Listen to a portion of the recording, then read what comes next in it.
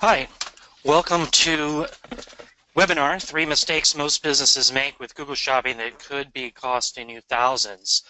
My name is Andy Splichal and I'm hosting the webinar today. I wanted to thank you for joining me.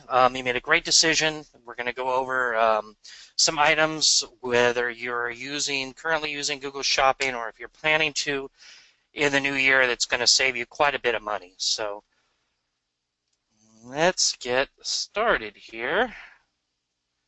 And the first thing we're going to do is take a look at today's agenda and what we're going to cover. If you have any questions during the webinar, go ahead and put them into the chat button. And time permitting, at the end of the webinar, I will take some questions if you have them. So getting started on today's agenda, we are going to do an overview of Google Shopping, look at what it is and how exactly it works. We are going to take a look at some of the costly mistakes that are commonly found with advertisers that use Google Shopping, and we're going to review what you immediately should do to stop flushing money down the drain.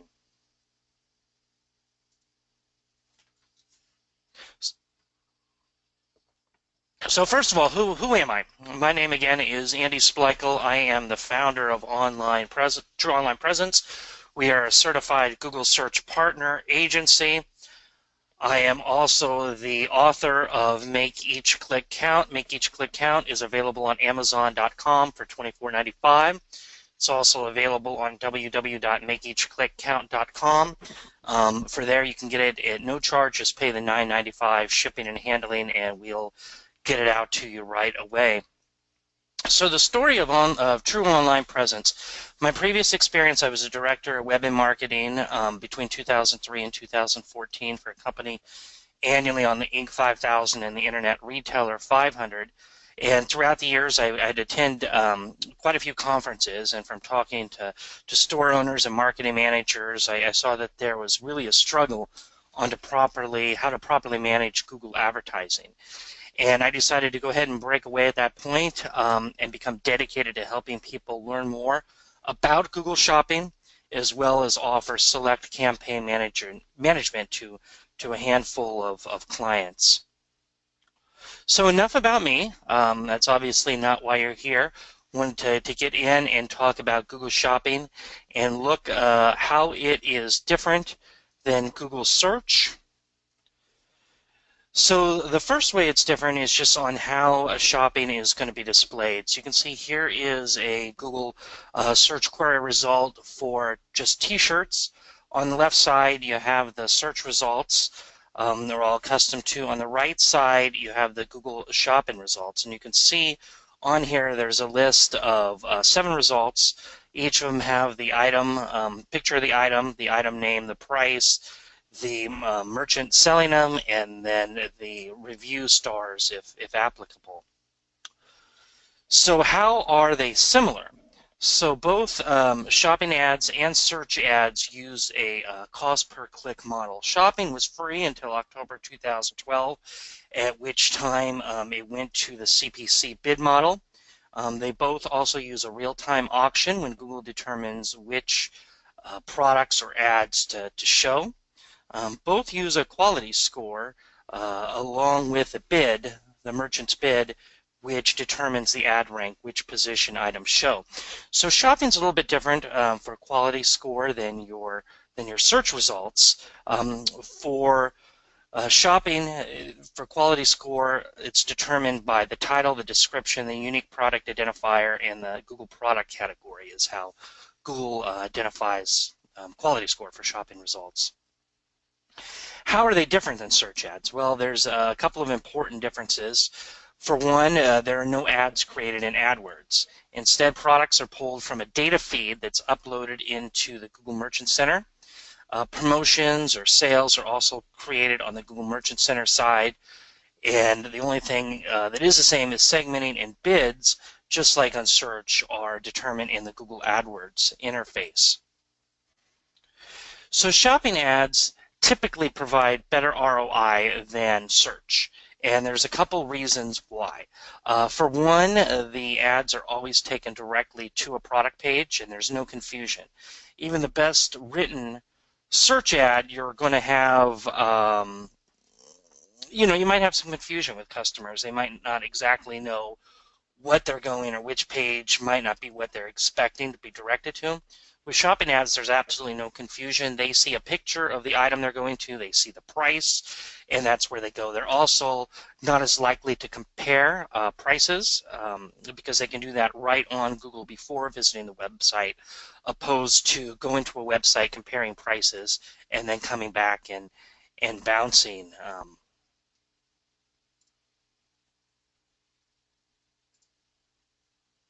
So Google Merchant Center, it all starts with Google Merchant Center, and we're going to take a quick look at what's needed to start. For advertisers that don't yet have a Google Merchant Center in place, aren't using shopping ads, you need to create your Google Merchant Center account. Then you need to verify and claim your website, which is a pretty easy process, just a little snippet of code that you put on your website and publish. Just shows Google that you indeed have the rights to the website. You need to set your tax and your shipping settings before you're eligible to display products.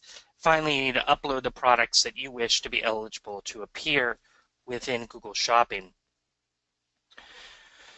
So typically for clients with more than just a handful of products, I always recommend using a third-party company for uploads. And this is because to be successful, you're going to want to customize your feed, and we'll explain why in just a couple of minutes.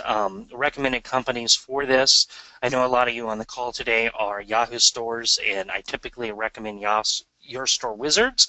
They are a great resource with Yahoo stores and really can help you sort out your feed and get up and running. For other stores where Your Store Wizards doesn't support, I recommend Go Data Feed. And real quick, before we get into everything else, let's take a look at what Google Merchant Center looks like. This is a current customer of mine who it's pretty massive. They have about 100,000 different products. They're a t-shirt company, but what I wanted you to really see is on the left side, you got your home, your business information, products, which we'll discuss is probably the most important tab here. Promotions, where you set that up, the tax and the shipping that we just discussed, where you set up, and then the shopping ads. Products, which is probably the most important tab here, is where you're going to see the diagnostics, the feeds, list of history of feeds that you've uploaded, and then the list of the individual products. We'll go into more detail in a little bit later in that. So let's look at integrating Google Merchant Center feed with your Google AdWords account. So those that currently use are probably really familiar with this, and I apologize if there's some overlap, but we'll get into some more detailed information in a few minutes. Those aren't. When you start a campaign, you want to select which type. For Google Shopping, you do Google Shopping here. You name your campaign, then some of the initial settings, you map it in the merchant identifier, you choose which Merchant Center feed you want, your country of sale, your network, whether it's just on the Google network or if you're going to include search partners. Then you need to determine where your ads are eligible to display. Here it's going to show on all devices by default. You can't change that in the settings page, whether mobile or computer or iPad. Once you create the campaign, you can either exclude or adjust your bids on those, but here you cannot. Then you're going to which location you'd like to target, whether it's just US, Canada, etc. Target the people.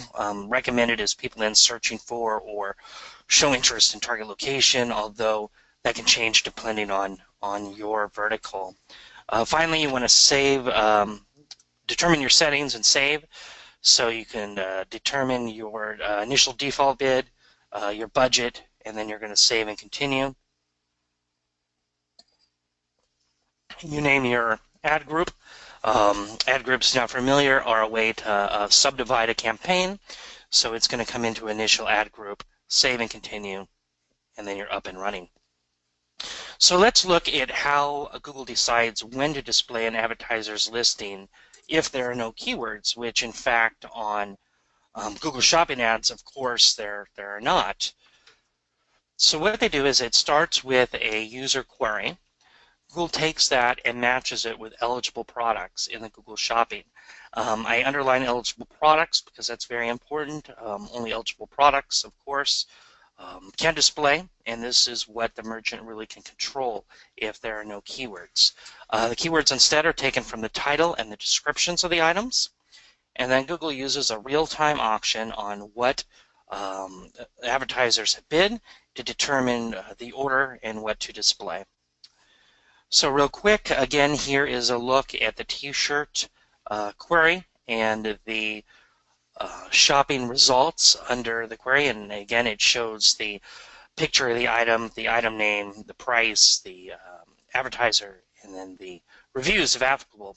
It also is eligible to display under the shopping tab, and under the shopping tab you're going to have the user, that is going to have a lot more control. I mean, they can sort here by price, category, color, type, and all of these are going to be determined within the advertiser's merchant feed, Google merchant feed. So it's important to have these categories filled out in order to be eligible to appear here and to appear once a customer sorts within the shopping field. So let's look now that we've gone through the basics into some costly ways that advertisers flush their money with Google Shopping. So number one is not controlling your eligible products. Remember this algorithm, starts with a user query, but only eligible products in Google Shopping. So this is where advertisers really need to take control to be able to determine which of their products show and for which queries. And so this is really where a lot of the money gets lost, is not for advertisers not doing their eligible products, and we'll show examples of how and why in a few minutes. So the ways advertisers lose control of their eligible products. So using a single shopping campaign is a big one. Now this is a slide from Dwight on the show The Office. It says, is one the loneliest number? And he says, no, false, 0 is the loneliest number. It's not, of course, applying to Google AdWords or the campaigns, but 0, you're not going to be advertising anything. 1, where you only have one campaign, where it's not segmented, is it going to be profitable? Maybe, but it's not going to be profitable as it could or should be. So which one's the loneliest number? Is it better to have 0 or 1? That's probably debatable, and it depends on the advertiser's vertical. Another way is not limiting keywords. Negative keywords are a great way to control your eligible products and for not showing for unrelated searches, and we'll get into exactly how this is done. But that's a big one, is not limiting keywords. Using the same bid across all campaigns, so one size does not fit all. A lot of advertisers still are in the mode of when Google Shopping used to be free, and they would just want to get their products up and throw everything up and hope that it gets them sales. Well, now that it's not free and it's a CPC, advertisers can be spending a lot of money on it, but a lot of accounts that I review still are just using one campaign with one bid, whether it's 50 cents or 25.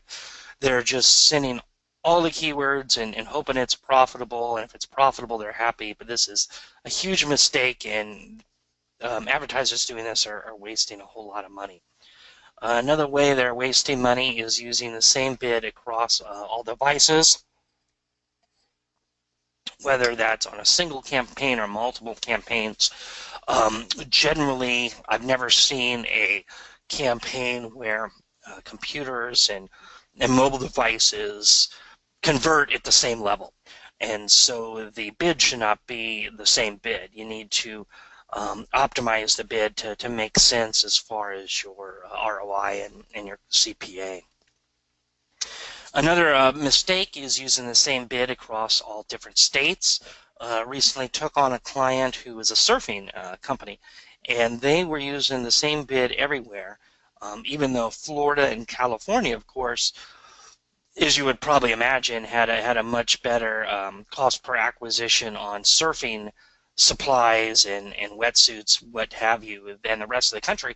So we upped those bids immediately. Their whole account improved for profitability and for the number of conversions. So typically you don't want to be bidding the same across states because, regardless of what you're selling, usually one area may convert better than another. So where do you want to start to get rid of some of these mistakes? You want to look first of all at your data feed. This is where all the information is pulled regarding your products, and it's going to be the key to increasing profitability in your account. So these are the current fields. There are about 50 of them that are supported in Google Shopping data file. It's pretty overwhelming. You can take a look at these real quick. You don't have to have all of them. The more of them you do have, the better your quality score is going to be. Also, the more it's going to show within the shopping tab because customers can easily segment. But like I said, not all of them are going to be required. Here are the ones that are required for everybody. You're going to have 13 different fields required: ID, title, description, link. You can read them there: image, link, availability, price, brand, G10, MPN, shipping, condition, and tax. There's going to be some other ones that are going to be required if you're selling clothing, apparel, and then there's going to be optional feeds. Now I wanted to bring your attention really quickly to the ones I have bold in the optional field, which are the custom labels. Now, even though they aren't required, this is what's going to be available for advertisers to really segment their campaigns. So they're going to want to concentrate on the custom fields, and we're going to look at this in more detail in a couple minutes. Here you can see this is back within the AdWords campaign when you're going to segment it out, and why you want to concentrate on the custom labels, because only these fields you can segment your data feed by.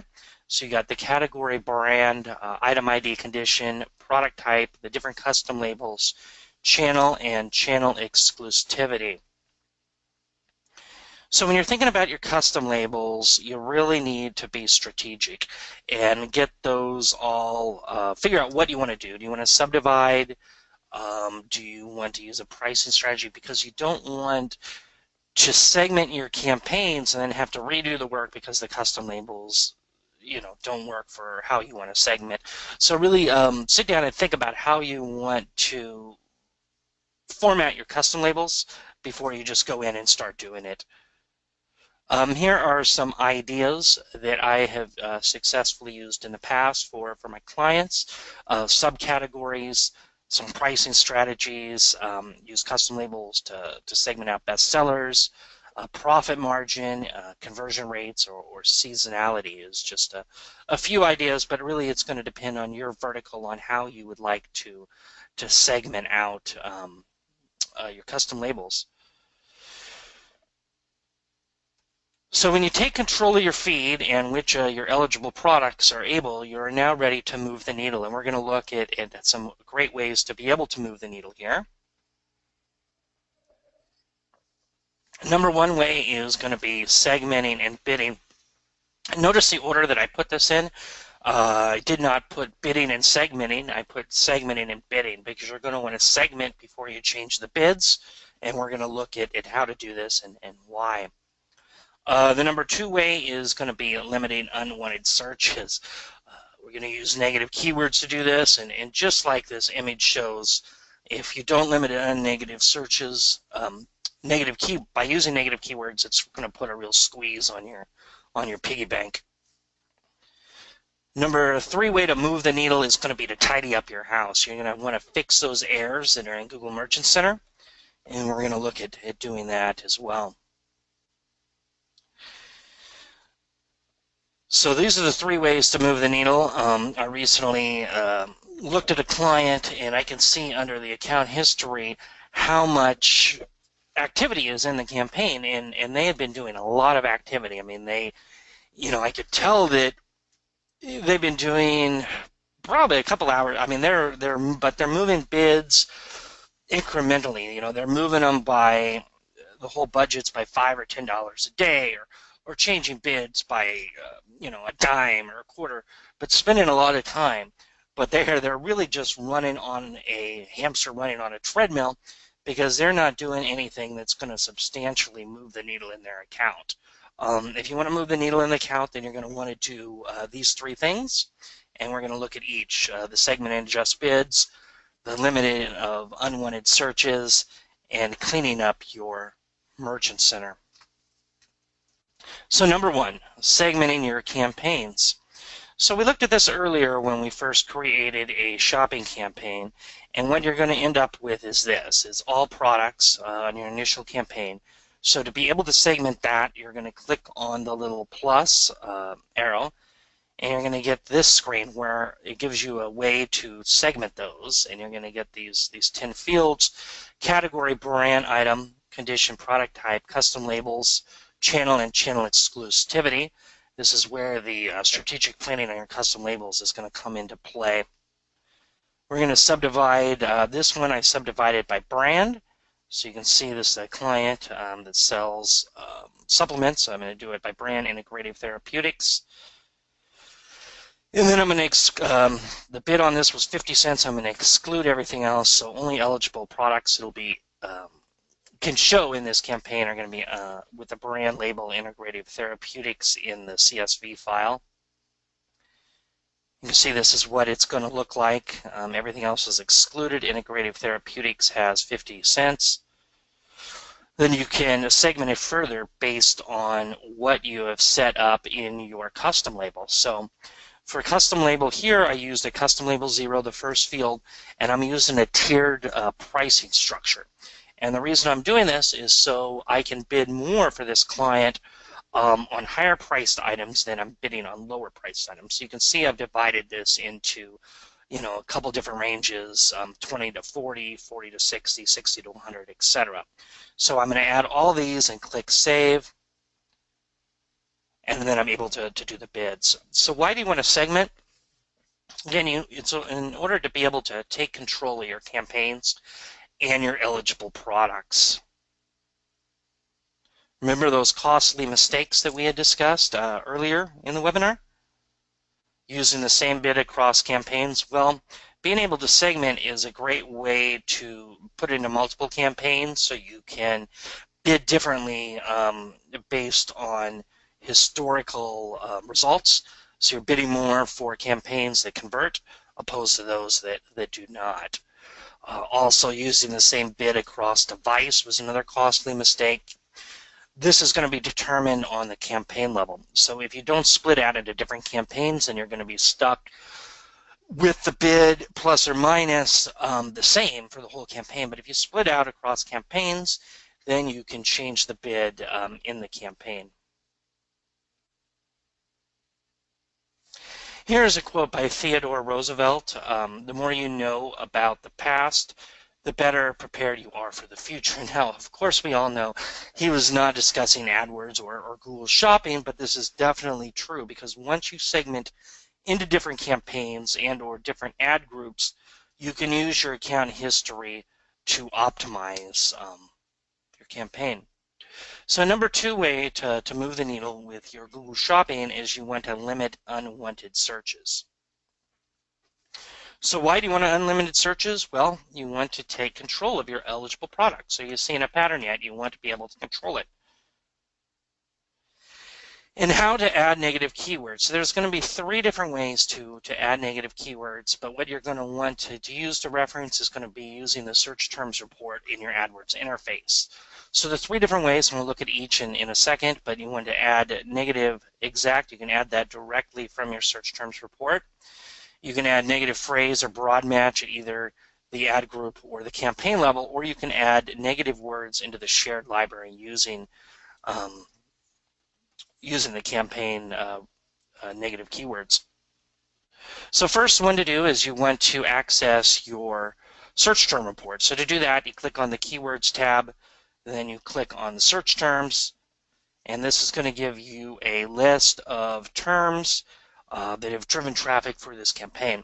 Before I go any further, let me tell you this campaign was for Donald Trump T-shirts. I didn't do this with any political affiliation.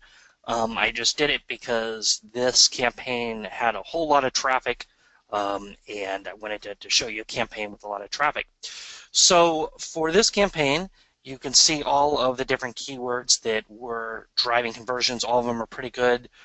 Trump hat here had a pretty high cost per acquisition of $46.27.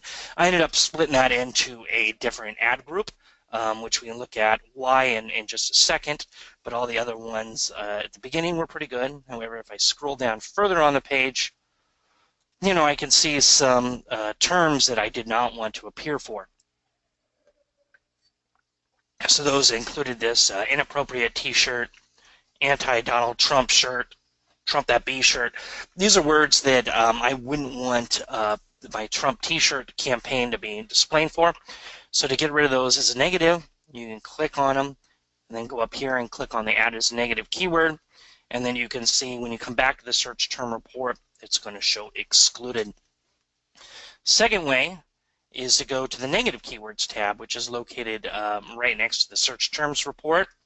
You can add these either negative keywords at either the ad group level or the campaign level. Like I said, I had split out Trump hats into its own ad group level. So when I'm adding negative keywords, if I'm putting them into the campaign level, this negative would affect the results for both the Trump T-shirt and the Trump hats. If I put it into the ad group level, it would just affect the Trump T-shirt campaign or ad group in this way. But you can click on either of these, and then you can put in your negative keyword. The different match types, just like in your search ads, are going to be supported in the negative keyword. So you have your exact, your phrase, your broad match modifier, and your broad. I'm using the phrase, a negative keyword here. I'm putting the quotes around it, and you click save, and it goes into the campaign negative keyword group. You can see here inappropriate is now a negative keyword. The third way to add the negative keywords is by accessing the shared library. This is going to be essential for those who have large campaigns and want to not avoid the redundancy of adding negative keywords to each campaign or ad group level. So the negative keywords, you go into the shared library, you can click on the campaign negative keywords.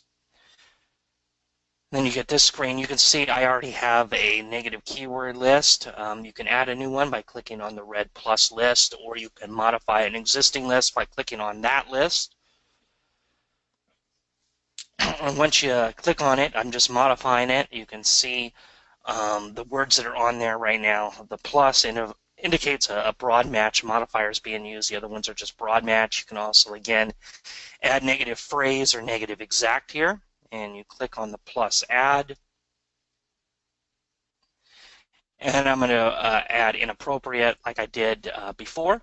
So when the box comes up, you click inappropriate with the quotation marks around. That indicates it's going to be a phrase match, and you click save. Inappropriate's now on the list.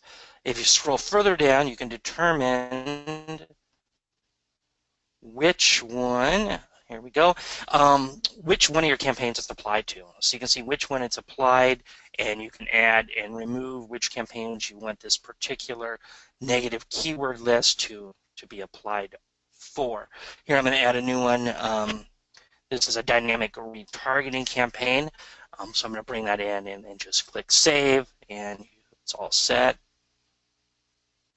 So adding negative keywords is the most effective way to lower your cost and reduce useless traffic. Hopefully you can see now how it works, how it's going to positively affect your campaign and your results once your traffic is better. The third way to really move the needle when it comes to your Google shopping results is going to be being aware of errors that are in your Merchant Center account. Don't simply bury your head in the sand. I recently looked at a client's account who told me, I had set up my Merchant Center account. There were no errors, and I haven't looked at it since. So we went in and I looked at it with him, and 40% of the data feed was not being shown because of errors. And Google is always tinkering, not always, but periodically tinkering with the data feed on what's required, the different format for the different fields. And once they make a change, if it's a required field and you're not in compliance, it's going to cause an error, and that product's no longer going to be eligible to display. So we're going to look at the Google Merchant Center and how you can figure out where the errors are. So we discussed this earlier in the presentation, but if you go to Products and then Diagnostics, it's going to give you, within your Merchant Center, it's going to show you what your errors are. So here's a look at that, and you click on, under the Items tab here, the different errors, and you're going to see this. Remember, this is my t-shirt client, where they have 100,000 different products. So this is pretty good. I mean, you can see incorrect product identifiers, 362 products, unknown product category values, 327, all under 1%. Most of these errors are caused by the inventory management system, but we're working on them. And overall, it's a pretty clean feed with under 1% of 100,000 items. But if you go here, you can really see in your Merchant Center feed what the issues are, and then how to fix is really going to be the key, depending on what the error is within your Merchant Center. So steps to fix is, first thing you need to do is you need to determine the error. So you need to go into your Merchant Center, determine what the error. Now on those, when you click on them, it's going to give you a list of 50. It's just the examples that Google doesn't give you every error. It's just going to give you an example. So if you have a ton of errors, it's not going to show you the whole feed. It's just going to show you 50. But you can figure out what the error is, and from there you can pinpoint the items in your data feed that are causing errors and causing them not to show. And then you need to fix it. Whether this is a mapping issue and you may need the assistance from your third-party feed if you're using it, like your Store Wizards or a Go Data feed, or if it's an issue within your store where you need to fix it on your store, but you'll need to concentrate on fixing it before Google will approve. And then once you fix it and the data feed runs, typically it can take up to 3 days, 72 hours before the item is then approved. So key takeaways from today, what I really want you to leave here knowing is to know how Google Shopping works now and how it could work to make your traffic better. Remember, if you set it and forget it, you're going to have a bad time. So if this is applying to both the Merchant Center, whether you first start it and leave it, or your campaigns, you upload some campaigns, you have one bid on all the products, you're going to have a bad time. Even if it's profitable, it's not going to be as profitable as it should be. So no excuses, you need to do the work. A lot of merchants think that there shouldn't be the same work involved in shopping campaigns as there are in search. It just depends how profitable you want your shopping campaigns to be. For those that want them to be really profitable, you need to do the work in order to optimize, to segment, and to define what is converting at high levels and profitable levels, and segment out and bid, and so there's a ton of work to do. Why do you want to do the work? Well, 2016 Q1 sales generated from Google Shopping grew 52% year over year. This is last year's data, I realize, but the trajectory remains up. Google Shopping is really hot right now. Google continues to put more emphasis on their Google Shopping. Last year, they removed the right-hand text ads, making Google Shopping ads more prominent. And I believe their way that they're going to compete with Amazon is through their Google Shopping, so they continue to make it more prevalent within their platform. And so for those looking for a boost on their sales, Google Shopping is a great place to start. It's gonna lead to treasure. Like I said, I mean the ROI on Google Shopping is quite a bit higher than you're going to get on search typically for most verticals if you put in the effort and properly optimize your campaigns. So where do you want to focus moving forward with Google Shopping once we leave the webinar? First thing you want to do is you want to take control of your Google Shopping and your eligible products. You want to look at cleaning up your data feed, but have a plan. Remember the strategic planning we had talked about with the custom labels? Take a look at your data feed and figure out exactly what you would like to segment by moving forward, and then go ahead and create those with your mapping with your third-party provider. Then you want to segment your campaigns. Once you have the custom labels in place, you're able to do this. You want to add your negative keywords. To start with, you can look at past historical data to add it to shared library. And then once you have segmented your campaigns, you can use current data to add negative keywords to either the campaign or the ad group level. Once you've done the segmentation, you can also optimize bids based on your conversions, your products, your device, your location. Make sure you track, because one of my mottos, what gets measured gets done, and that's absolutely true. So what I shared with you today is really just the tip of the iceberg with what I do for my clients day in, day out, because AdWords optimization, and particularly Google Shopping, is what I do.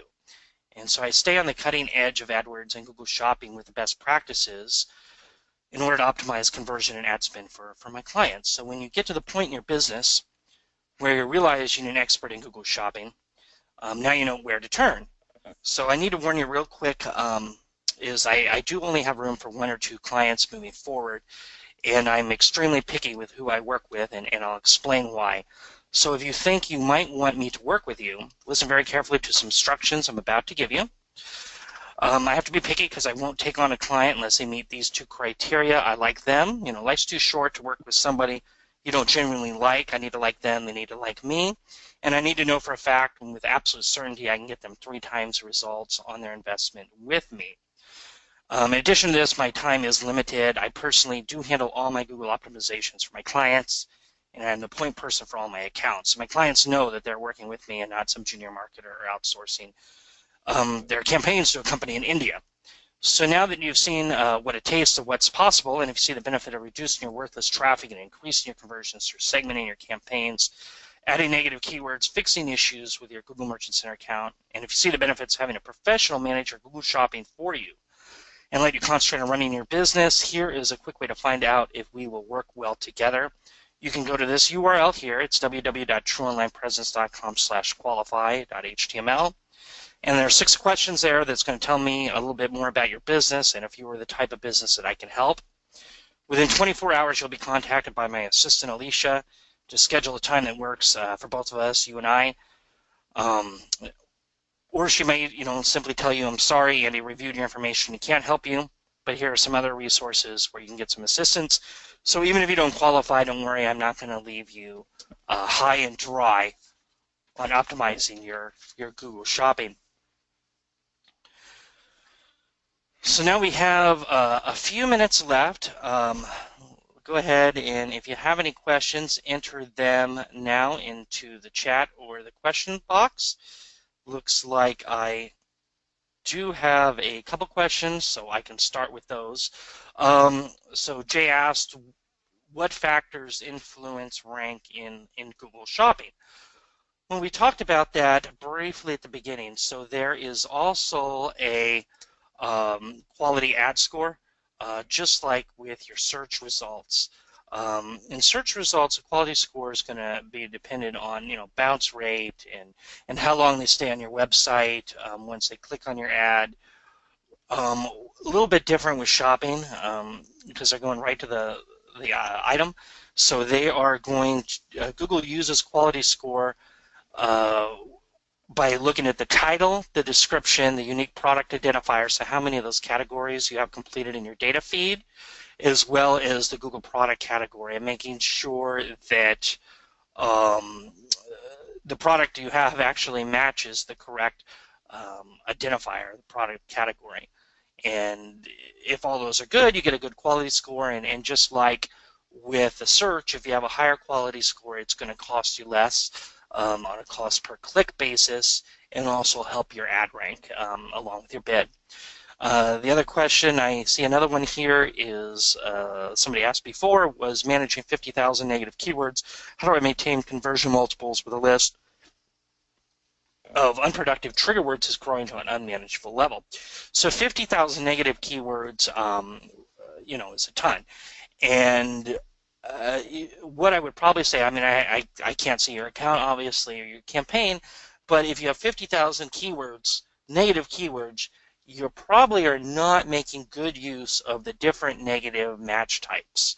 So I don't know if those are 50,000 most likely exact long-term phrases that you're using as negative keywords, but I would look at the different match types and combining these by using some negative phrase match or even negative broad match. And then are you repeating these negative keywords by within the campaign or the ad groups, or are you using them at the whole shared library level? And so that's where I would, tell you to review where I discussed the negative keywords.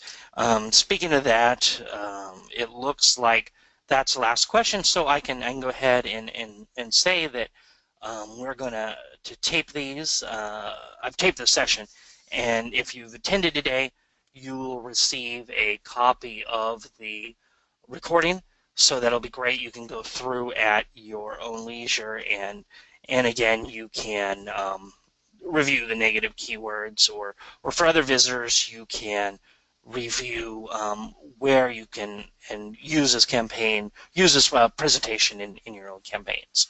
So thank you again for joining me. If you have any questions, you can reach us at info@trueonlinepresence.com, or if you want to see if you can qualify to work with us, again, go to this URL, www.trueonlinepresence.com/qualify.html.